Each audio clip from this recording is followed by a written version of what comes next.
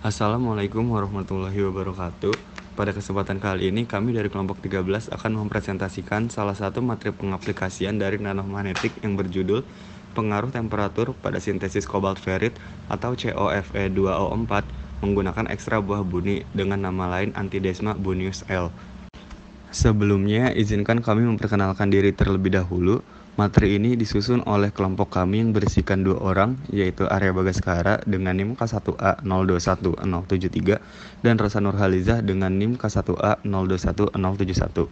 Selanjutnya, table of content dari materi kami. Yang pertama ada latar belakang di halaman keempat, yang kedua ada tujuan di halaman keenam, yang ketiga ada metode penelitian di halaman ketujuh, yang keempat ada hasil dan pembahasan di halaman ke-10. Selanjutnya yang kelima ada kesimpulan di halaman ke-13 dan yang terakhir ada daftar pustaka pada halaman 14.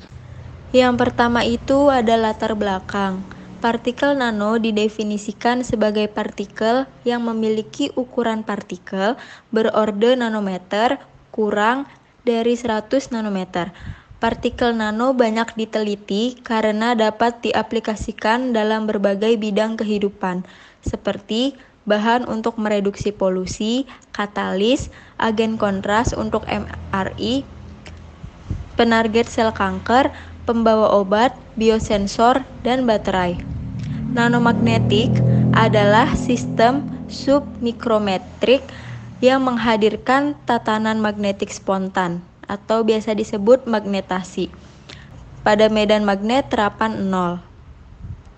Pemanfaatan partikel nanomagnetik dalam berbagai kehidupan dimungkinkan karena partikel nanomagnetik memiliki fenomena magnetisme yang berbeda dibandingkan dengan partikel sejenis dalam ukuran makro. Partikel nanomagnetik didefinisikan sebagai partikel nano yang menitik beratkan peranan sifat magnetisme partikel nano tersebut dalam pemanfaatannya. Partikel nanomagnetik yang banyak diteliti dan dikembangkan adalah partikel nanomagnetik berbahan dasar besi oksida atau FeO, seperti magnetit, atau Fe3O4, karena kemudahannya dalam mendapatkan bahan dasar besi dan magnetisasi total materi besi yang besar. Sifat magnetik dari partikel nanomagnetik tidak hanya sebatas pada partikel nanomagnetik berbahan dasar besi oksida, akan tetapi telah dikembangkan pula partikel nanomagnetik besi oksida yang didoping dengan atom lain seperti mangan, MnFe2O4, nikel, NiFe2O4, seng, ZnFe2O4, dan kobalt, CoFe2O4. Adalah salah satu contoh partikel nanomagnetik besi oksida yang didoping dengan mangan. Pengaplikasian nanomagnetik antara lain adalah pengaruh temperatur pada sintesis kobalt ferrit, COFe2O4 menggunakan ekstrak buah buni, Antidesma bunius. Kobalt ferrit merupakan salah satu material nanomagnetik yang menarik diteliti. Kobalt ferrit merupakan material spinel dengan sifat fisik dan mekanik yang baik dan baru-baru ini diaplikasikan pada baterai litium, fotokatalisis, dan terapi hipertermia.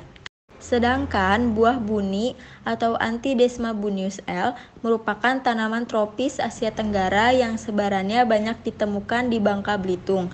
Kandungan kimia utama yang terkandung dalam buah buni antara lain flavonoid, tanin, fenolik, dan polifenol. Tujuan dari percobaan ini adalah mengetahui pengaruh temperatur pada sintesis kobalt ferrit menggunakan ekstrak buah buni atau Antidesma bunius L. Selanjutnya masuk ke metode penelitian. Metode penelitian di percobaan ini ada 3. Yang pertama, ekstraksi buah buni atau Antidesma bunius L. Yang kedua, sintesis nanomagnetik kobalt ferrit COFe2O4. Dan yang terakhir, karakterisasi nanomagnetik kobalt ferrit COFe2. Percobaan pertama yaitu ekstraksi buah buni Antidesma bunius L. Langkah-langkahnya yaitu yang pertama, menyiapkan 20 gram buah buni Antidesma bunius L.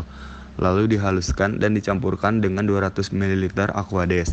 Selanjutnya dididihkan pada suhu 70 derajat Celcius selama 120 menit hingga warna larutan berubah. Yang terakhir, disaring dan didinginkan pada suhu ruang, lalu dihasilkanlah ekstrak buah buni. Percobaan selanjutnya yaitu sintesis nanomagnetic cobalt ferrite COFe2O4. Langkah pertama yaitu menyiapkan 1,188 gram CoCl2 6H2O, 2,703 gram FeCl3 6H2O, 50 ml ekstrak buah buni, dan 22,25 ml aquades. Langkah selanjutnya yaitu bahan yang tadi kita sebutkan dicampurkan hingga homogen. Selanjutnya dimasukkan tetes demi tetes ekstrak buah buni hingga membentuk gel. Selanjutnya dimasukkan campuran larutan ke dalam 200 ml larutan NaOH 1,5 m tetes demi tetes. Selanjutnya diaduk menggunakan magnetic stirrer dengan kecepatan 100 rpm selama 120 menit dengan variasi suhu 60, 80, dan 100 derajat Celcius. Lalu dihasilkan nanomagnetic cobalt ferrite COFe2O4. Lalu percobaan terakhir yaitu karakterisasi nanomagnetic cobalt ferrite COFe2O4. Langkahnya yaitu nanomagnetic cobalt ferrite COFe2O4 yang telah dihasilkan dari percobaan sebelumnya dianalisis menggunakan analisis X-ray diffraction XRD, lalu dihasilkan derajat kristalinitas. Hasil dan pembahasan. Yang pertama ada sintesis cobalt ferrite secara kopresipitasi.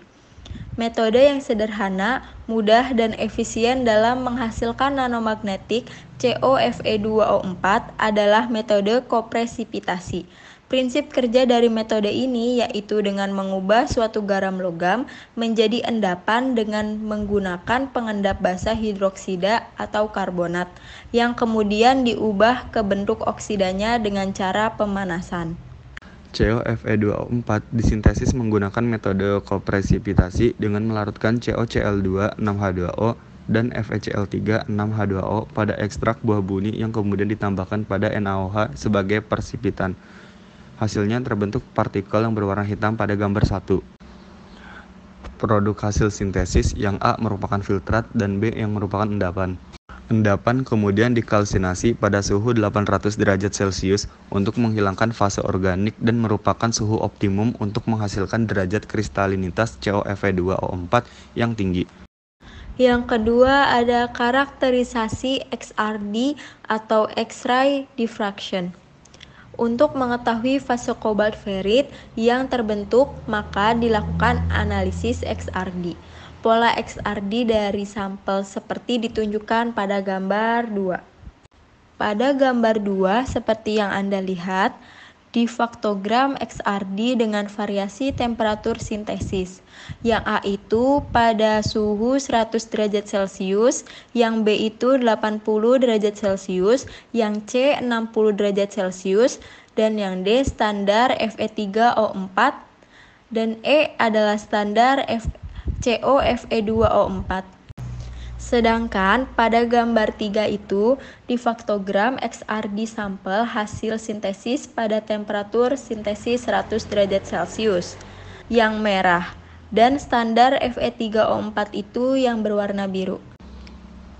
Lalu masuk ke kesimpulan yaitu pengaruh temperatur pada sintesis cobalt ferrite menggunakan ekstrak buah buni antidesma bunius L sangat menentukan terbentuknya fase COFe2O4. Semakin tinggi temperatur sintesis, maka semakin tinggi derajat kristalinitas yang dihasilkan. Hal ini ditandai dengan perubahan fase amorf menjadi kristalin dari temperatur sintesis 60 derajat Celcius ke 100 derajat Celcius. Fase yang terbentuk dari hasil analisis XRD yaitu fase Fe3O4 yang memiliki kemiripan dengan fase COFe2O4. Selanjutnya, daftar pustaka. Ini merupakan referensi yang kita ambil untuk membuat materi yang kita presentasikan pada kesempatan kali ini. Terima kasih telah menyimak materi kami sampai akhir. Sekian presentasi dari kami, kurang lebihnya mohon maaf dan jika ada kesalahan kata juga mohon dimaafkan. Wassalamualaikum warahmatullahi wabarakatuh.